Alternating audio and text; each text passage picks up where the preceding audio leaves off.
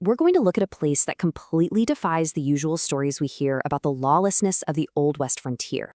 You know, what's incredibly fascinating about this building is the stark contrast between its highly elegant Victorian brogue exterior and its rather rowdy hidden history. This is Miss Laura's in Fort Smith, Arkansas, and it holds a completely unique distinction. It is literally the very first former house of ill repute in the entire United States to be officially listed on the National Register of Historic Places.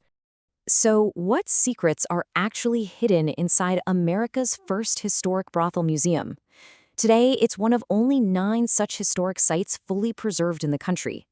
This beautifully restored building was once the crown jewel of a notorious, legally regulated red light district known simply as the Row.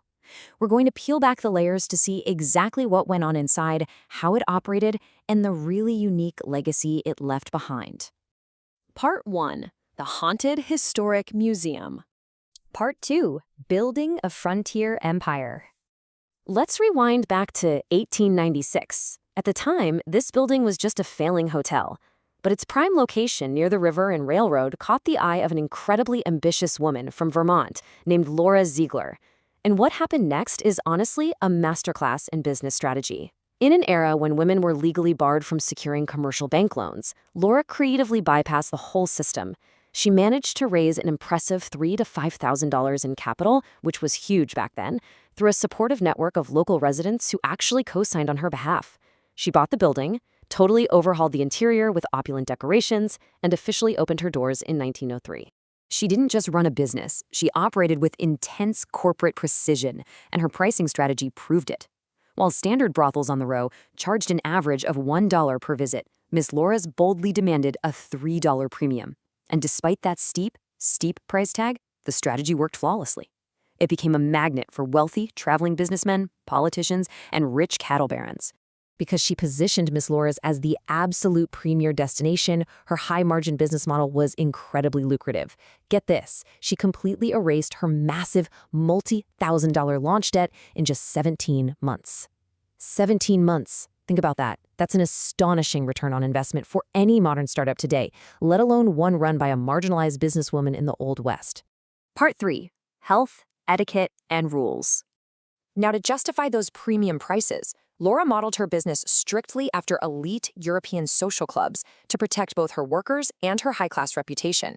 These strict etiquette and dress codes completely shatter our typical Wild West stereotypes. Downstairs, the working women were strictly required to wear elegant evening gowns.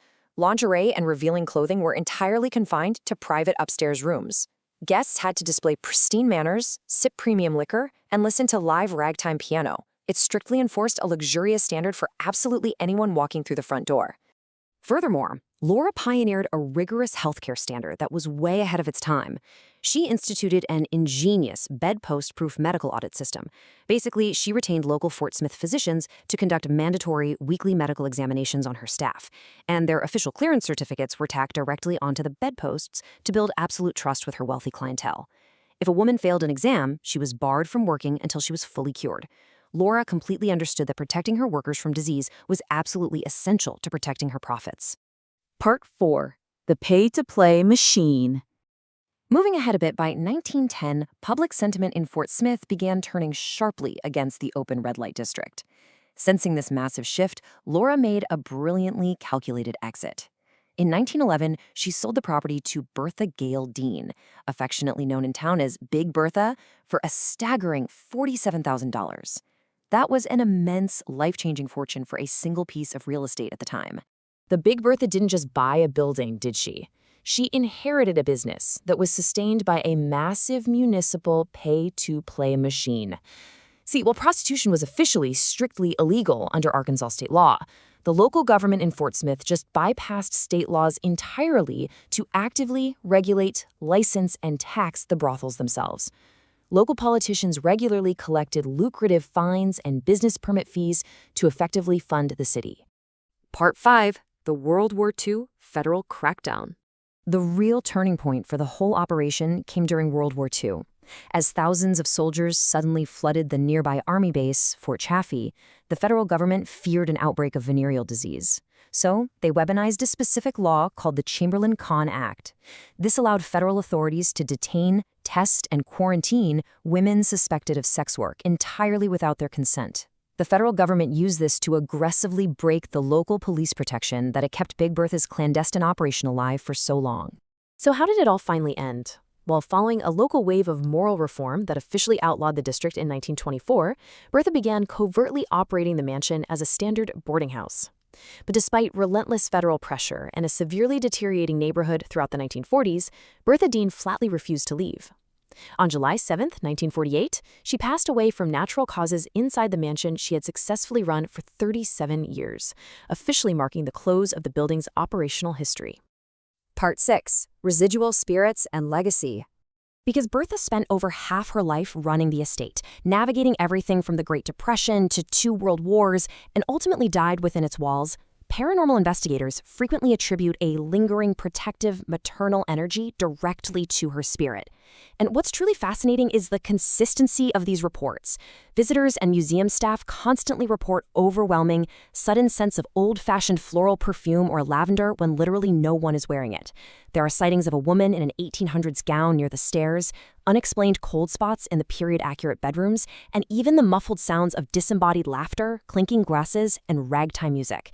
It acts almost like an environmental tape recording, playing a luxurious party from 1905 on an endless loop.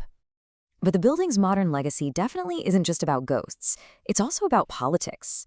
Today, the city's decision to use taxpayer dollars to fully restore the building and turn it into their official visitor center sparked a really fierce political debate. Conservative civic groups argued strongly against using public funds to preserve a former house of ill repute, while historical preservationists pushed back just as hard, arguing the building represented a vital, truly authentic piece of the city's frontier story. Which brings us to our final thought, leaving us with a really powerful question to consider. Should public funds be used to preserve the controversial, unsanitized chapters of American frontier history? The city ultimately did push the funding through to create this incredible museum, but it really makes us ask, do we only preserve the polished, easy parts of our past, or do we perhaps learn a whole lot more from the hidden shadows? I'll leave you to think about that.